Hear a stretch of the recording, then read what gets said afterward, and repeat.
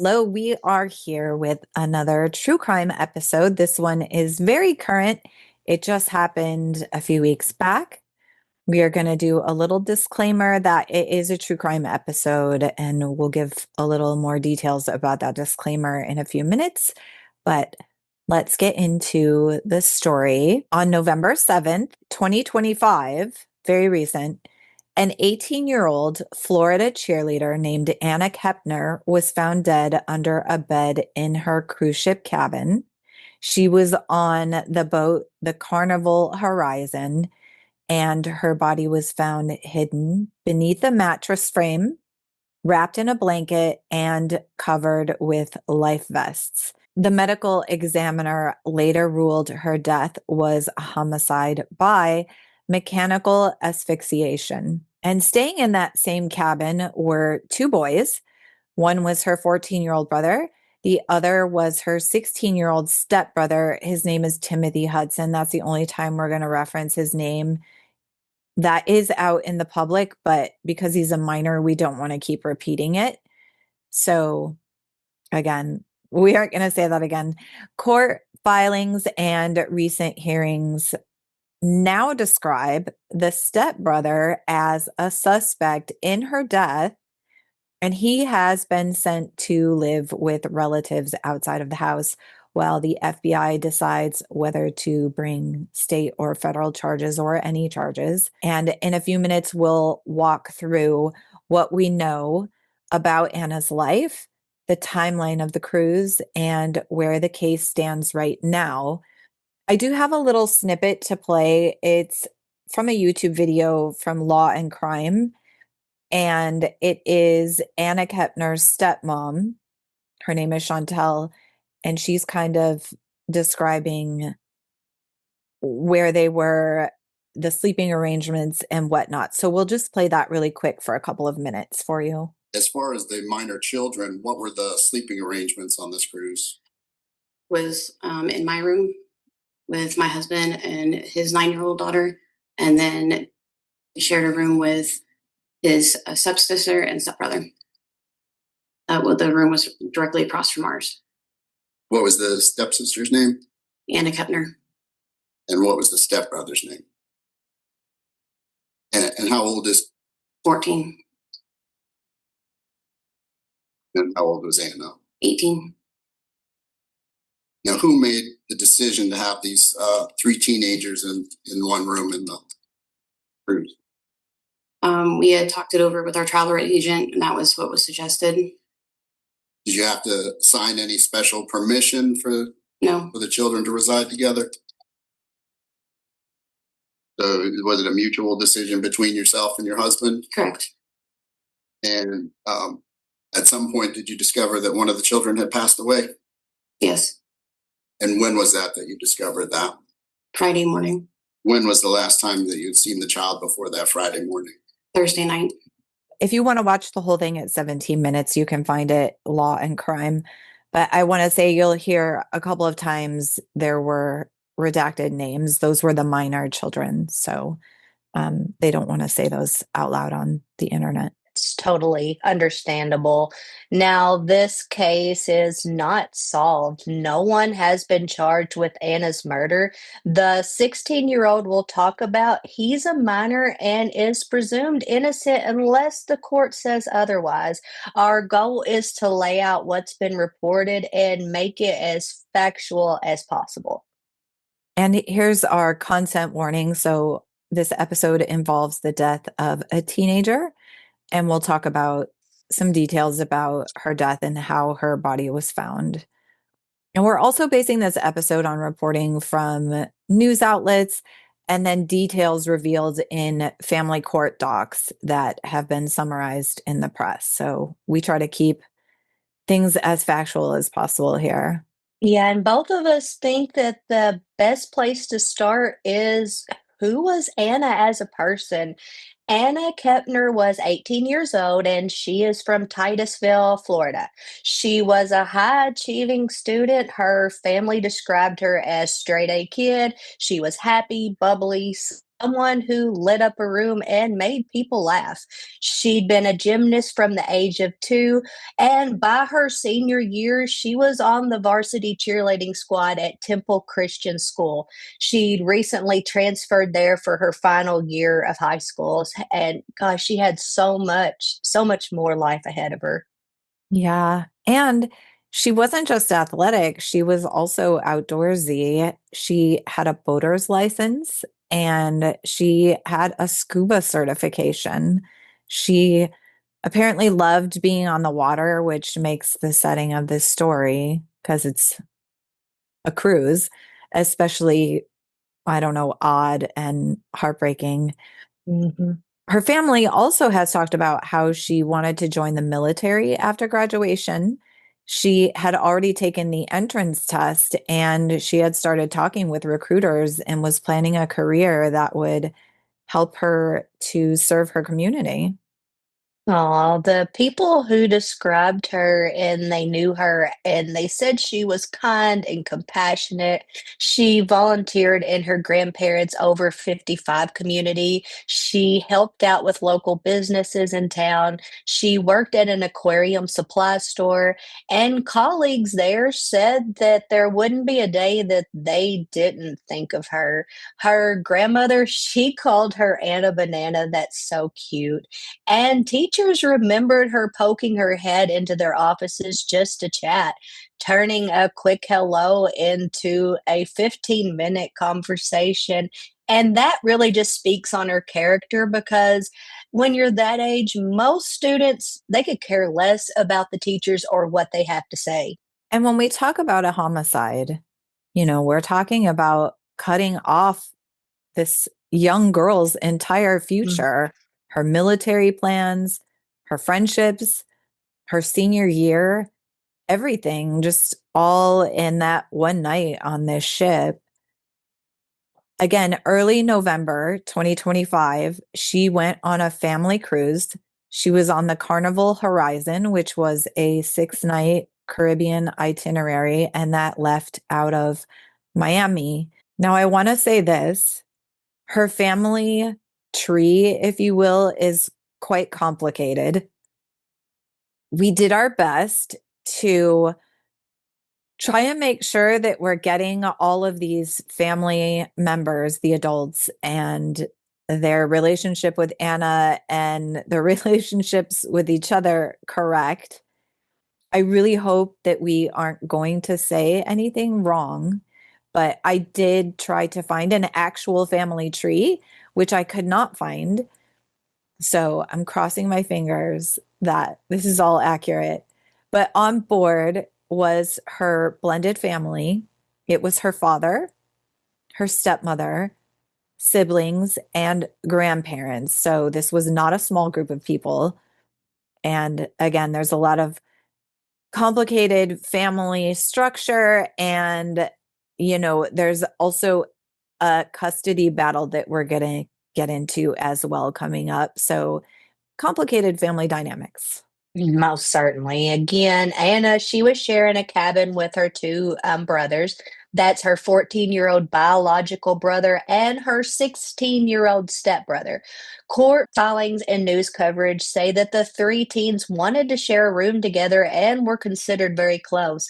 Anna's stepmom has said that they were like best friends. This was not the case where, at least on the surface, people were forcing a girl to bunk with someone that she didn't trust or didn't want to.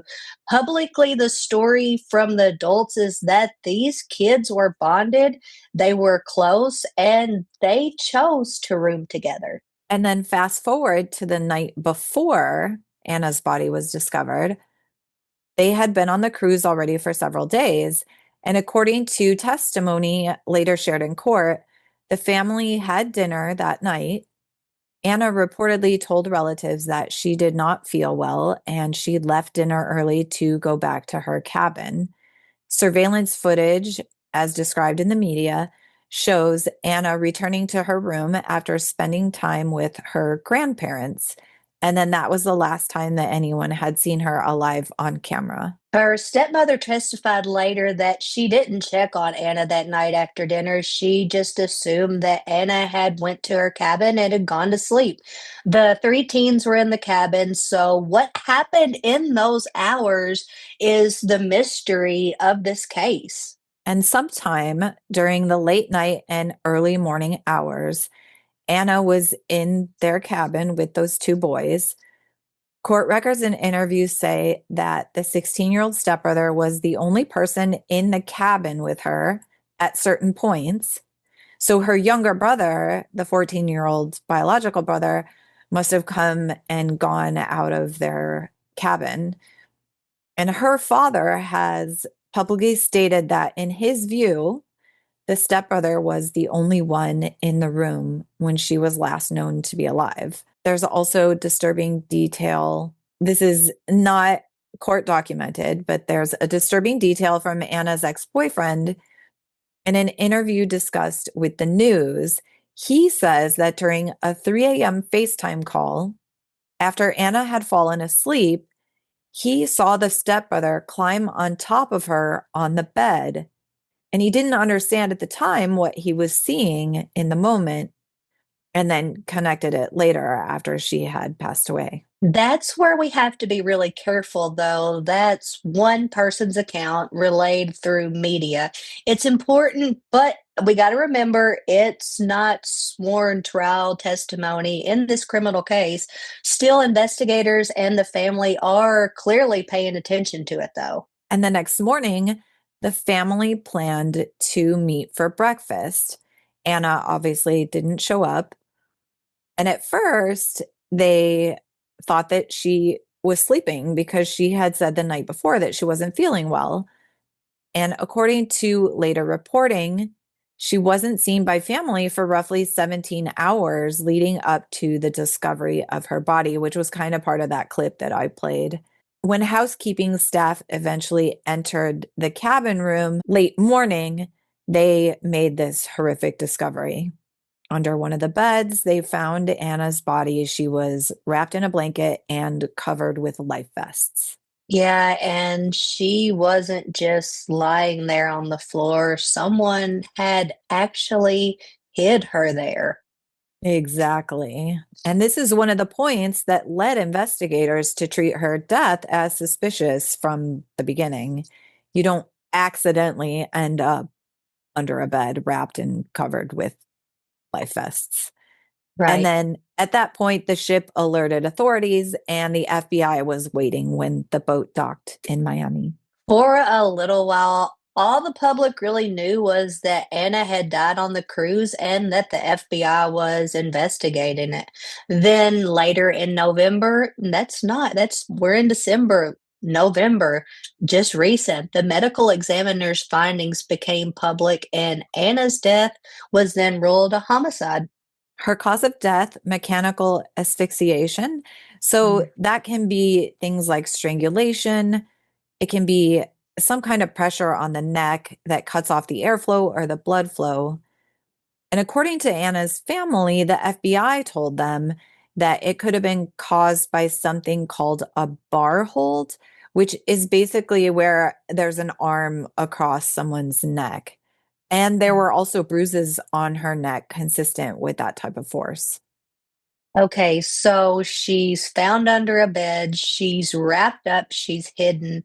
The cause of death, it's not an overdose. She didn't fall, and obviously there wasn't some sort of medical event. Like you said, she couldn't have done this to herself. It's homicide. That started a huge shift in the public understanding of this case and what is really going on with it. They just had no clue. And at that point, the attention turned to the question, who could have done this? You know, they're in a locked environment on a cruise ship. Yeah, and the whole everybody that knew them had to be shocked. But this is where the stepbrother comes in. Investigators were always going to look hard at the people that are closest to Anna in time and space, the people she was with in the cabin that night, and court filings in separate court family court case later revealed that the 16-year-old stepbrother had become the focus of the criminal investigation.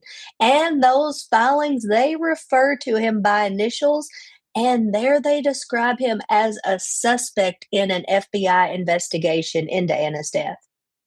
And more recently, a Florida judge in a custody hearing explicitly referred to him as a suspect in Anna's killing. Magazines, they've also reported that the court records show he became the subject of a criminal investigation shortly after Anna's death. Yeah, we also know that there are serious concerns about what was going on with him at the time of this cruise. There's reports that he had prescriptions for ADHD and also insomnia, but that he didn't bring them with him for the trip. Some accounts describe his behavior as increasingly erratic or even maybe troubling. There are also claims surfaced in coverage quoting family and acquaintances that he'd had an unhealthy or obsessive fixation on Anna. But again, I do want to say this loud and clear. Those are allegations made by others and not proven in court. Anna's father has been vocal. Mhm. In interviews, he has said that he believes his stepson was the only person in the cabin with her when she was last seen alive. And he's made some chilling statements about what he thinks should happen if the stepbrother is found responsible. At the same time, Anna's stepmother has said that Anna and the stepbrother were extremely close and, like you said, like best friends, and that the three teens themselves requested to share that room on the cruise. So you have parents and relatives who are maybe not sounding all on the same page about what this boy is like or what he may or may not have done. Yeah, and if you're wondering how we know so much about the stepbrother status, it isn't because of the criminal trial. There isn't one yet. But it's actually because of a separate, very messy custody case. After Anna's death, Timothy Hudson went to family court and he asked for emergency custody of his younger daughter he shares with Anna's stepmother, Chantel.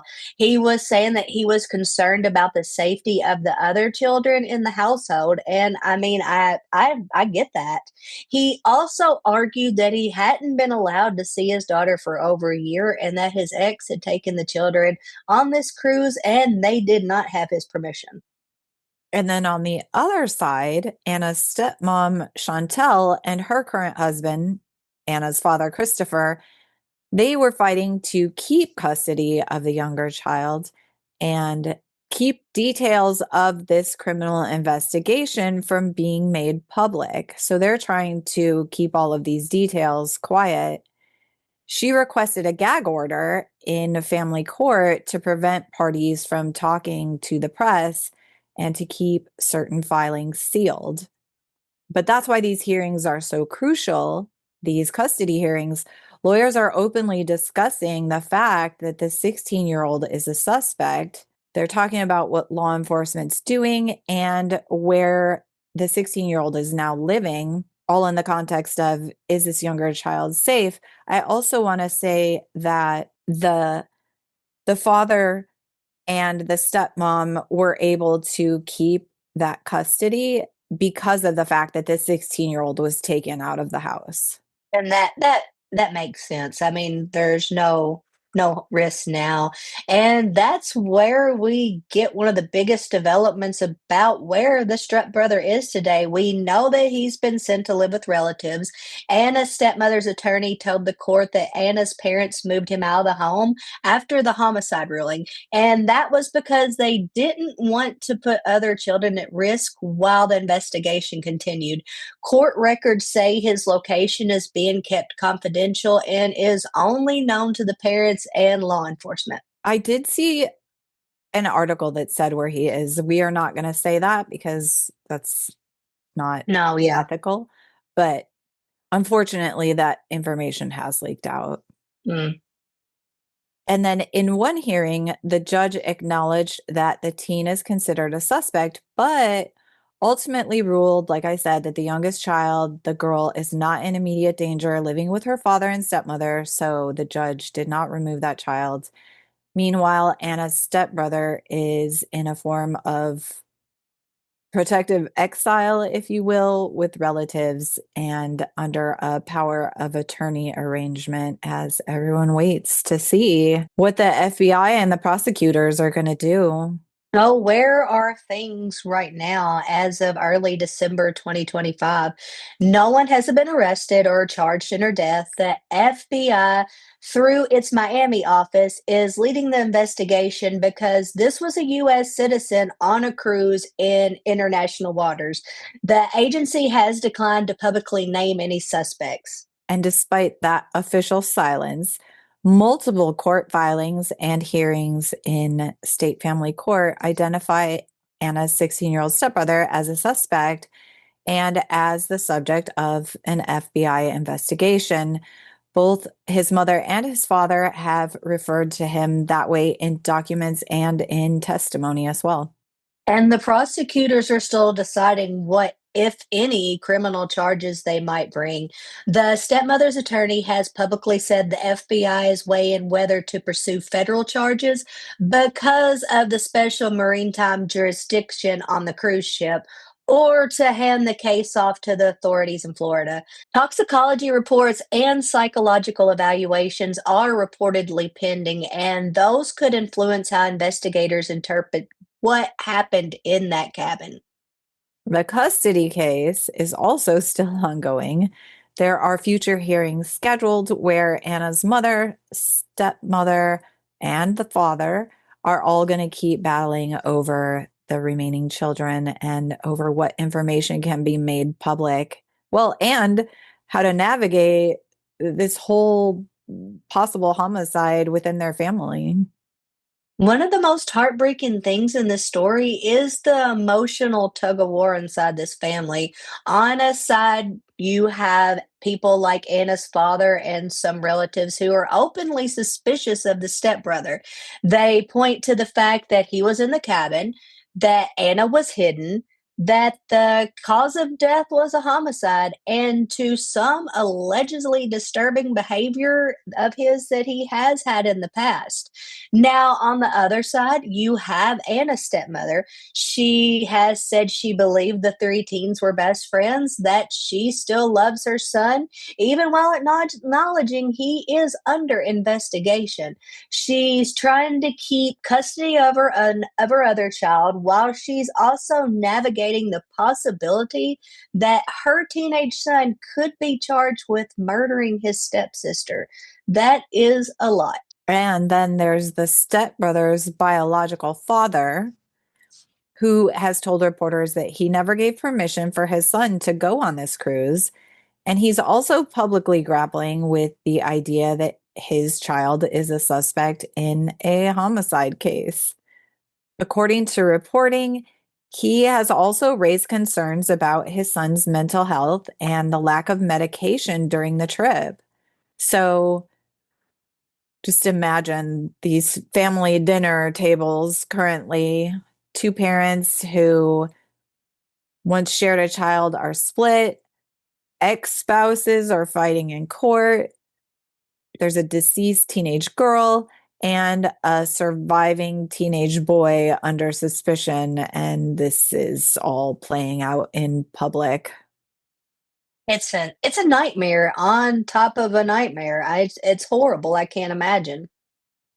Well, let's talk about why this process might be moving more slowly than people expect, because I know a lot of listeners are probably thinking, hey, she was found under a bed hidden with a homicide ruling. Why hasn't someone been arrested? Crimes on cruise ships, especially in international waters, are legally complicated. The FBI often gets jurisdiction under what's called special maritime jurisdiction, but they're dealing with a moving crime scene. There's a limited window to collect this evidence before the ship turns around and reboards with new passengers. And then there's a mix of US and foreign laws. You've also got forensic work on the body and the cabin, digital evidence that would be phones, texts, FaceTime logs, social media. You have witness interviews with passengers and crew who might already be back home and no telling where that is. And you also, in this case, have questions about the suspect who's 16 with potential mental health and medication issues, which that might lead to evaluations and reports before charges are filed. On top of that, prosecutors have decisions to make. Do they charge him in federal court under maritime jurisdiction, like we said? Do they refer this case to the state prosecutors in Florida? Do they treat him as a juvenile, or do they want to try him as an adult because of the severity of this alleged crime? According to the stepmother's attorney, that's exactly what the FBI and prosecutors are weighing right now. And remember, they want a case that can survive in court, not just based off of, suspicion and outrage. They want a case that'll win. We need to say this clearly as well. There is a lot of speculation online about what happened to Anna. There are Reddit threads, TikToks, and keyboard detectives pointing fingers. Some of that is based on real reporting, and let's just be real, some of it is rumor and just pure theory. But when you strip all that away and ask, what do we actually know? This is what it boils down to. Anna was alive and in good condition, and enough to be at dinner the night before. She told her family she felt unwell, then she went back to the cabin. She was rooming with her younger brother and stepbrother, who supposedly they wanted to all share the cabin. She wasn't seen for many hours. She was then found under the bed. She was wrapped and covered, and the medical examiner said she died by homicide via some form of choking. That's still to be, I guess, looked into more. Now, court filings and hearings now publicly label her 16-year-old stepbrother as a suspect and the focus of the FBI investigation. He hasn't moved to, or he has moved, sorry. He's been moved to live with relatives, and prosecutors haven't yet decided on charges. Everything beyond that, the exact sequence of events in that room, the intent, whether there was a struggle, sexual motive, or even something else to that point, we don't know. It's unknown to the public. Yeah, we just don't know a ton. But I will No, say spreading false information, so it's not good. That can hurt no. families. It can poison potential juries, and it can even make it harder for the prosecutors to do their jobs. It can completely ruin the case. I mean, yeah, it's very important that if you are going to speak about it, try to be as real and true as you can. But what would justice look like in a case like this?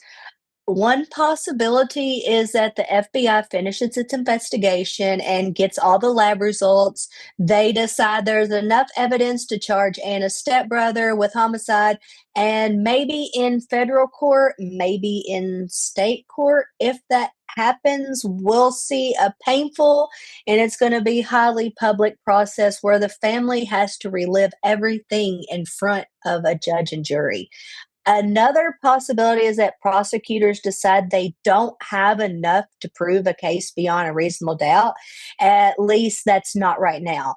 That's a different kind of nightmare where Anna's death remains technically unresolved, even if people in the family believe they know who's responsible. It's just not final in the court.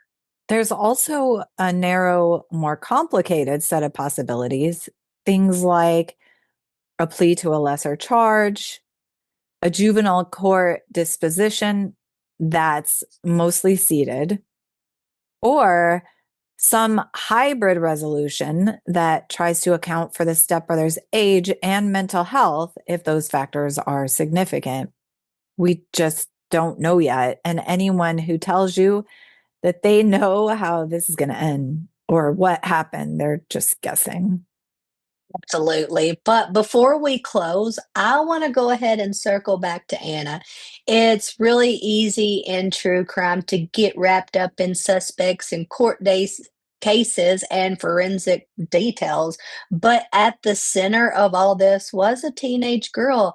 A few weeks before the cruise, she was posting her normal senior stuff. She was hanging out with friends. She was working, making plans to serve in the military, and just happy, excited, and talking about her future. Her classmates, they decorated her parking spot at school with flowers and notes. The teachers wrote long, heartfelt posts and just talked about how much they'd miss her popping into their offices. Her family talks about her laughter, her sense of humor, the way she could pull people out of a bad mood. She sounds like an amazing individual. I agree. And for them, where this case stands, that's not just about legal strategy. It's about whether the story they tell themselves about Anna's last night has an ending, whether someone is held accountable, whether there's a record of someone that says, this is what happened to her, and it mattered enough for us to name it. So, Absolutely. Yeah. yeah, I mean, this is I hate ones where we just don't know, you know? Mhm. Yeah, because we could sit here all or the rest of the night and discuss what we think coulda happened, and there's only a couple of people, so I do hope that they get to the bottom of what happened to her, who was responsible, and even though I don't believe in justice, that you can make this better for the family or closure. Maybe they can just have a little bit extra comfort in knowing that some part of Anna does have a little bit of justice when somebody is actually paying for this crime because it just breaks my heart. It seems like she really had a bright future ahead of her. Yeah. And just talking about her makes, I think we're both on the same page. Talking about Mhm. the victims and highlighting them when we do these stories is really the most important part.